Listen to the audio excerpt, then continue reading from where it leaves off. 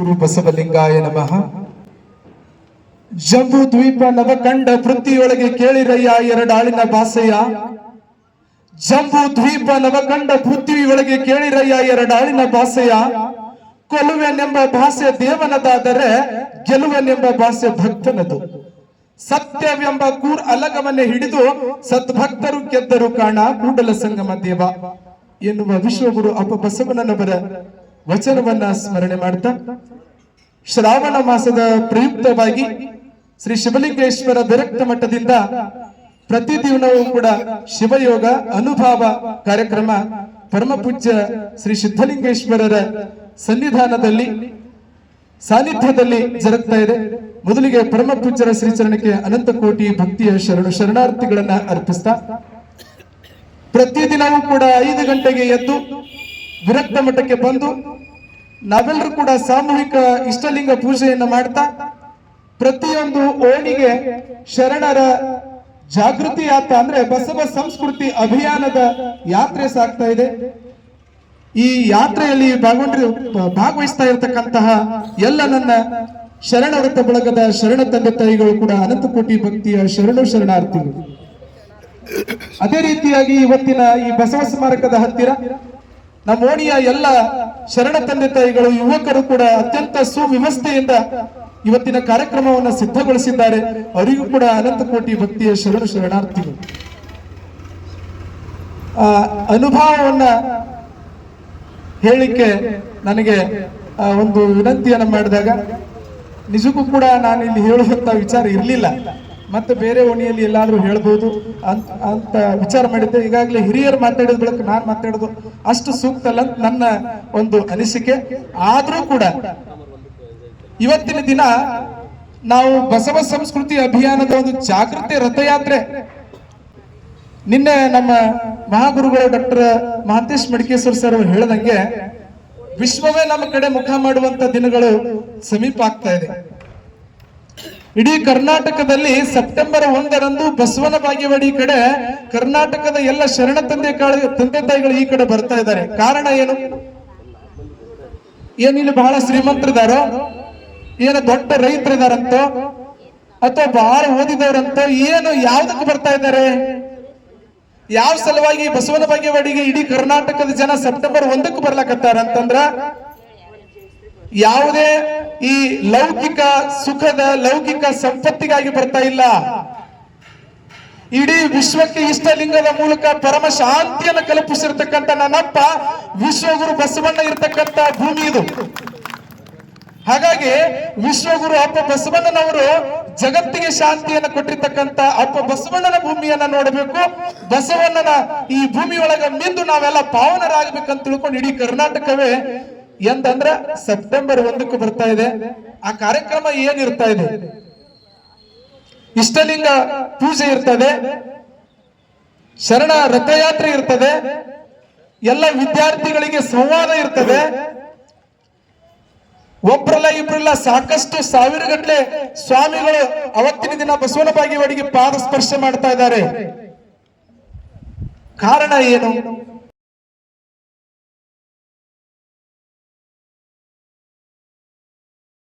ರಿಂದ ಅಕ್ಟೋಬರ್ 1ರವರೆಗೂ ಪ್ರತಿ ದಿವಸ ಒಂದೊಂದು ಜಿಲ್ಲೆಯಲ್ಲಿ. ಆದ್ರೆ ಬಾಗೇವಾಡಿ ಒಳಗೆ ಯಾಕೆ ನಡಕತ್ತದ? ಬಿಜಾಪುರದೊಳಗೆ ನಡಿಬೇಕಾಗಿತ್ತು. ಜಿಲ್ಲೆಗೆ ಒಂದೇ ದಿನ, ಜಿಲ್ಲೆಯೊಳಗೆ ಒಂದೇ ಒಂದು ದಿನ, ಮತ್ತೊಂದು ಕಡೆ ಇಲ್ಲ. ಅದು ಮತ್ತೊಂದು ಕಡೆ ಇಲ್ಲ. ಇಡೀ ಕರ್ನಾಟಕದೊಳಗ ಮೊಟ್ಟ ಮೊದಲ ಬಾರಿಗೆ ಉದ್ಘಾಟನೆ ಆಗ್ತಾ ಇರ್ತಾರಂತೂ ಅದು ಬಸವ ಹುಟ್ಟಿರ್ತಕ್ಕಂಥ ಭೂಮಿ, ಬಸವ ಜನ್ಮಭೂಮಿಯಿಂದ ಉದ್ಘಾಟನೆ ಆದ್ರೆ ಅದು ಯಶಸ್ವಿ ಆಗ್ತದೆ ಅನ್ನುವಂತಹ ಒಂದು ಎಲ್ರಿಗೂ ಕೂಡ ಅಪಾರವಾಗಿರ್ತಕ್ಕಂಥ ಭಕ್ತಿ ಪ್ರೀತಿ. ಹಾಗಾಗಿ ಬಸವನ ಬಾಗೇವಾಡಿಯ ನಮ್ಮ ಎಲ್ಲ ಶರಣ ತಂದೆ ತಾಯಿಗಳು ಯಾವ ರೀತಿಯಾಗಿ ಕಂಕಣಬದ್ಧರಾಗಿ ನಿಲ್ಲಬೇಕಾಗಿದೆ ಅಂತಂದ್ರೆ, ಈಗಾಗಲೇ ನಾವು ಸಿದ್ದೇಶ್ವರಪ್ಪಗಳ ಪ್ರವಚನದ ಅದ್ಭುತವಾಗಿರ್ತಕ್ಕಂಥ ಕಾರ್ಯಕ್ರಮವನ್ನು ನೆರವೇರಿಸಿಕೊಂಡಿದ್ದೀವಿ. ಆ ಪೂರ್ವದಲ್ಲಿ ಬಸವನ ಬಾಗೇವಾಡಿ ಒಳಗೆ ಕಾರ್ಯಕ್ರಮ ನಡಿಬೇಕು ಅಂದ್ರೆ ಮಾಡ್ಬೇಕು ಅಂತ ಯಾರಾದ್ರೂ ವಿಚಾರ ಮಾಡಿದಾಗ ಸಿದ್ದೇಶ್ವರಪ್ಪಗಳು ಪ್ರವಚನದಕ್ಕಿಂತ ಪೂರ್ವದಲ್ಲಿ ಯಾರಾದ್ರೂ ಬಾಗೇವಾಡಿ ಒಳಗೆ ಹೊರಗಿನವ್ರು ಬಂದು ಕಾರ್ಯಕ್ರಮ ಮಾಡ್ಬೇಕಾಗಿತ್ತಂದ್ರ ಅಲ್ಲಿ ಏನ್ರಿ ಆ ಸಂಘಟನೆ ಇಲ್ಲ, ತತ್ವದ ನಿಷ್ಠರು ಇಲ್ಲ ಅನ್ನುವಂತ ಭಾವನೆ ಇರ್ತಿತ್ತು. ನಮ್ಮ ಪರಮ ಪೂಜ್ಯ ಸಿದ್ಧಲಿಂಗ ಅಪ್ಪಗಳು ಇಡೀ ಊರಿನ ಎಲ್ಲರನ್ನ ಕರೆಕೊಂಡು ಪರಮ ಪೂಜ್ಯ ಸಿದ್ದೇಶ್ವರಪ್ಪಗಳ ಪ್ರವಚನವನ್ನ ಇಡೀ ಕರ್ನಾಟಕವೇ ಮೆಚ್ಚುವಂತ ರೀತಿಯೊಳಗೆ ಯಾವಾಗ ಮಾಡಿದ್ರು, ಬಸವನ ಬಾಗೇವಾಡಿಯೊಳಗೆ ಯಾವ ಕಾರ್ಯಕ್ರಮ ಮಾಡಿದ್ರು ಅತ್ಯಂತ ಯಶಸ್ವಿ ಆಗ್ತದೆ ಅನ್ನುವಂಥದ್ದು ಅಚ್ಚೊತ್ತಿದಂಗಾಗಿದೆ. ಸೊ ಆ ನಿಟ್ಟಿನಲ್ಲಿ ನಾವು ಕೂಡ ಈ ಸೆಪ್ಟೆಂಬರ್ 1 ಬಸವ ಸಂಸ್ಕೃತಿ ಅಭಿಯಾನ ಈ ಯಾತ್ರೆಯಲ್ಲಿ ನಮ್ಮ ಎಲ್ಲರೂ ಕೂಡ, ನಮ್ಮ ಮನೆಯ ಸದಸ್ಯರಾಗಿರ್ಬೋದು, ನಮ್ಮ ಸಂಬಂಧಿಕರಾಗಿರ್ಬೋದು, ಎಲ್ಲರೂ ಕೂಡ ಈ ಕಾರ್ಯಕ್ರಮದೊಳಗೆ ನಾವೆಲ್ಲ ಭಾಗವಹಿಸಬೇಕಾಗಿದೆ. ಹಾಗಿದ್ರೆ ಯಾಕ ಎನ್ನುವಂಥದ್ದು ಇನ್ನೊಂದು ಮಾತನ್ನ ಹೇಳಿದಾಗ ಸರ್ವಜ್ಞ ಕವಿಗಳು ಒಂದು ಮಾತನ್ನ ಹೇಳ್ತಾರೆ. ಸರ್ವಜ್ಞ ಕವಿ ತಮ್ಮ ತ್ರಿಪದಿಯೊಳಗೆ ಬರೀತಾರೆ, ಯಾಕಂತಂದ್ರೆ ನಾವು ನೀವಲ್ಲ 16ನೇ ಶತಮಾನದೊಳಗಿರ್ತಕ್ಕಂತಹ ಸರ್ವಜ್ಞ ಒಂದು ಮಾತು ಹೇಳಿದ್ದಾರೆ. ಏನಂತಂದ್ರೆ, ಬಸವ ಪೀಠವು ಎದ್ದು ಹೊಸದು ನಾಣ್ಯವು ಹುಟ್ಟಿ ಬಸವನ ಮುದ್ರೆ ಮೆರೆದಾವು, ಧರೆ ಅವಾಗ ವಶವಾಗದಿರುವುದೇ ಸರ್ವಜ್ಞ. ಅವಾಗ ಹೇಳ್ಯಾರ ನೋಡ್ರಿ. ಅಂದ್ರೆ ಬಸವ ಪೀಠವು ಎದ್ದು, ಈಗಾಗಲೇ ಎಲ್ಲಿ ನೋಡ್ತೀರಿ ಅಲ್ಲಿ ಬಸವಣ್ಣನವರ ಹೆಸರು, ಇದೆಲ್ಲ ಪೀಠವೇ. ಇಲ್ಲೇನು ಕೂತಿದೀವಿ ಪ್ರತಿಯೊಬ್ಬರು ಇದು ಬಸವ ಪೀಠವೇ. ಇಂತ ಬಸವ ಪೀಠವು ಎದ್ದು ಈಗಾಗಲೇ ಎಲ್ಲಿ ನೋಡ್ತೀರಿ ಅಲ್ಲಿ ಬಸವೇಶ್ವರರ ಪೀಠ, ಬಸವೇಶ್ವರರ ನಾಮ, ಬಸವೇಶ್ವರರ ಸ್ತೋತ್ರ ಎಲ್ಲವೂ ಕಡೆ ನಡೀತಾ ಇದೆ. ಹೊಸದು ನಾಣ್ಯವು ಹುಟ್ಟಿ ಈಗಾಗಲೇ ನಾವು ನೀವುಗಳೆಲ್ಲ ನೋಡಿದೀವಿ. 5 ರೂಪಾಯಿ ನಾಣ್ಯದ ಮೇಲೆ ಬಸವಣ್ಣನವರ ಚಿತ್ರ ಬಂದಿದ್ದು ನಿಮ್ಗೆಲ್ಲರಿಗೂ ಕೂಡ ಕಂಡಿದೆ. ಅದನ್ನ 16ನೇ ಶತಮಾನದೊಳಗೆ ಸರ್ವಜ್ಞವರು ಮೊದಲೇ ಹೇಳಿದ್ದಾರೆ. ಹೊಸದು ನಾಣ್ಯವು ಹುಟ್ಟಿ ಬಸವನ ಮುದ್ರೆ ಮೆರೆದಾವು. ಎಲ್ಲಿ ನೋಡ್ತಿರಲ್ಲಿ ಗುರು ಬಸವಣ್ಣನ ಭಾವಚಿತ್ರ, ಎಲ್ಲಿ ನೋಡ್ತಿರಲ್ಲಿ ಗುರು ಬಸವಣ್ಣನ ನಾಮ, ಬಸವನ ಮುದ್ರೆ ಮೆರೆದಾವು, ಧರೆಯಮಗೆ ವಶವಾಗದಿಹುದೆ. 16ನೇ ಶತಮಾನದಲ್ಲಿ ತ್ರಿಕಾಲಜ್ಞಾನಿ ಸರ್ವಜ್ಞ ಕವಿಗಳು ಈ ಮಾತನ್ನು ಹೇಳ್ತಾ ಇದ್ದಾರೆ. ಅಂದ್ರೆ ಆತ್ಮೀಯ ಬಂಧುಗಳ, ನಂದೊಂದು ಸಣ್ಣ ವಿನಂತಿ ಇಷ್ಟೇ, ನಮ್ಮ ಮತ್ತೆ ಯಾವುದಾದ್ರೂ ಕಾರ್ಯಕ್ರಮದಲ್ಲಿ ಏನಾದ್ರೂ ನಮ್ಮ ಭೇದ ಭಾವಿಕತೆಗಳನ್ನ ನಾವು ವೈಯಕ್ತಿಕವಾಗಿ ಮಾಡೋಣ, ಇಲ್ಲ ಅಂತಲ್ಲ. ಯಾಕಂದ್ರೆ ಒಂದಷ್ಟು ಸಮಾನ ಮನಸ್ಥಿತಿಗಳು ಇರುವುದು ಬಹಳಷ್ಟು ಕಠಿಣ. ಆದ್ರೆ ವಿಶ್ವಗುರು ಅಪ್ಪ ಬಸವಣ್ಣನವರ ಕಾರ್ಯಕ್ರಮದಲ್ಲಿ, ಈ ನೆಲದಲ್ಲಿ ನಡೆಯುವಂತ ಯಾವುದೇ ಕಾರ್ಯಕ್ರಮದಲ್ಲಿ ಜಾತಿ, ಮತ, ಪಂಥ, ಧರ್ಮ, ರಾಜಕೀಯ, ದೊಡ್ಡವ ಸಣ್ಣವ ಅನ್ನುವಂತ ಎಲ್ಲ ಭೇದ ಭಾವೈಕ್ಯತೆಗಳನ್ನ ಮರೆತು ನಾವೆಲ್ಲರೂ ಕೂಡ ಅತ್ಯಂತ ವಿಶ್ವ ಮಟ್ಟದಲ್ಲಿ ಬಸವಣ್ಣ ಈಗಾಗಲೇ ಕೂತಿದ್ದಾನೆ, ಮತ್ತಷ್ಟು ನಾವು ಇಲ್ಲಿ ಜಾಗೃತ ಆಗುವಂತ ಸದಾವಕಾಶ ಬಸವೇಶ್ವರರು ಕಲ್ಪಿಸಿದ್ದಾರೆ. ಹಾಗಾಗಿ ಮನಗಳಲ್ಲಿ ನಾವು ಬಸವನ ಮೂರ್ತಿಯನ್ನ, ಬಸವನ ನಾಮವನ್ನ ಬಿತ್ತೋಣ. ಹಾಗಾಗಿ ಹಿರಿಯರು, ನಮ್ಮೆಲ್ಲ ಶರಣೋರ್ಥ ಬಳಗದ ಹಿರಿಯರು, ಪರಮ ಪೂಜ್ಯರ ಒಂದು ಸಾನ್ನಿಧ್ಯದೊಳಗ ಹೆಂಗಂದ್ರೆ ಒಂದು ವರ್ಷದಿಂದ ಅದ್ಭುತ ಕಾರ್ಯಕ್ರಮ ನಡೀತಾ ಇದೆ. ಕೆಲವು ಜನಕ್ಕೆ ಗೊತ್ತಿಲ್ಲ, ಮೊನ್ನೆ ಅನುಭವ ಮಾಡುವಾಗ ಹೇಳಿದ್ರು 30,000 ರಿಂದ 40,000 ಜನಸಂಖ್ಯೆ ಬಾಗೇವಾಡಿಯೊಳಗೆ ಐತಿ. ಆದ್ರೆ ನಾವು ಅನುಭವ ಮಾಡ್ಕೊಳ್ತಾ ಇರ್ತಕ್ಕಂಥ ವಿರಕ್ತ ಮಠದೊಳಗ 40 ರಿಂದ 50 ಜನ ಅಷ್ಟೇ. ಅಂದ್ರೆ 1000ಕ್ಕೊಬ್ರು ಬಂದಾಗ ಆಯ್ತು. ಯಾಕೆ ಹೀಗಾಗ್ತಾ ಇದೆ? ನೀವು ಮನೆಯಲ್ಲಿ ಮಾಡ್ಕೊಳ್ಳುವಂತ ಪೂಜೆಯನ್ನೇ ಮಠಕ್ಕೆ ಒಂದು ಸಾರಿ ಒಂದೇ ಒಂದು ದಿವಸ ಬಂದಾಗ ಆ ಭಾವನೆಗಳೇ ಬದಲಾಗ್ತಾವ. ಅಲ್ಲಿ ಪರಮ ಪೂಜ್ಯರ ಒಂದು ಸಾನ್ನಿಧ್ಯ. ಅದಕ್ಕನೆ ಹೇಳ್ತಾರ, ಹಲವು ಮಾತೇನು ನೀನೊಲಿದು ಪಾದವ ನಿಟ್ಟ ನೆಲವೇ ಸುಕ್ಷೇತ್ರ, ಜಲವೇ ಪಾವನ ತೀರ್ಥ, ಸುಲಭ ಶ್ರೀ ಗುರುವೇ ಕೃಪೆಯಾಗು ಅಂತ ಹೇಳ್ತಾರೆ. ಮಹಾತ್ಮರು ನೆಲೆಸಿರ್ತಕ್ಕಂಥ ಪುಣ್ಯ ಭೂಮಿ ಅದು. ಶಿವಲಿಂಗೇಶ್ವರರು ಅಂದ್ರೆ ಅದ್ಭುತವಾಗಿರ್ತಕ್ಕಂಥ ಮಹಿಮಾಂತಕರು. ಅಂತವರು ನಮ್ಮ ಬಸವನ ಬಾಗೇವಾಡಿಯ ಆ ಮಠದಲ್ಲಿ ಸಾಕಷ್ಟು ಭಕ್ತರ ಉದ್ಧಾರವನ್ನ ಮಾಡಿರ್ತಕ್ಕಂಥ ಮಠ. ಆ ಮಠದಲ್ಲಿ ಪ್ರತಿನಿತ್ಯವೂ ಕೂಡ ಈ ಒಂದು ತಿಂಗಳ ಸಾಮೂಹಿಕ ಇಷ್ಟಲಿಂಗ ಪೂಜೆ ಅಂದ್ರೆ ಶಿವಯೋಗ ಇರ್ತದೆ. ತದನಂತರದಲ್ಲಿ ಅನುಭವ, ಅಲ್ಲಿ ನಡೆಯುವಂತ ಅನುಭವವನ್ನ ಪ್ರತಿಯೊಂದು ಓಣಿಗೆ ನೋಡಿ. ಶ್ರಾವಣ ಮಾಸ ಅಂದ್ರೆ ಇದು ನಮ್ಮ ಪವಿತ್ರವಾಗಿರ್ತಕ್ಕಂಥ ಮಾಸ. ಯಾಕೆ ಶ್ರಾವಣ ಮಾಸ ಪವಿತ್ರ? ಇರಿಬಿ 84 ಲಕ್ಷ ಜೀವರಾಶಿ ಅಂತ ಹೇಳ್ತಾರೆ ಪುರಾಣ ಪ್ರವಚನದ ಮೂಲಕ. ಶರಣರು ಕೂಡ ಅದನ್ನು ಹೇಳಿದ್ದಾರೆ. ಯಾಕಂತಂದ್ರೆ ಅಕ್ಕ ಮಹಾದೇವರು ಕೂಡ ಹೇಳಿದ್ದಾರೆ. ಸಾಕಷ್ಟು ವಚನಗಳಲ್ಲಿ ನಾವು ನೋಡ್ತಾ ಇದೀವಿ. ಈ ಮನುಷ್ಯ ಜನ್ಮ ನಮಗೆ ಹೇಗೆ ಸಿಕ್ಕಿದೆ? 83,99,999 ಜನ್ಮಗಳ ಪ್ರತಿಯೊಂದು ಜನ್ಮದ ಪುಣ್ಯದ ಫಲದಿಂದ ಮಾನವ ಜನ್ಮ ಸಿಕ್ಕದು. ಹಾಗಾಗಿ ಈ ಮಾನವ ಜನ್ಮದೊಳಗೆ ಇನ್ನು ಹೊಳ್ಳಿ ಹುಟ್ಟಿ ಬರಬಾರ್ದಂತ ಈ ಜನ್ಮವನ್ನು ನಮಗೆ ಕಲ್ಪಿಸಿದ್ದಾನೆ ಭಗವಂತ.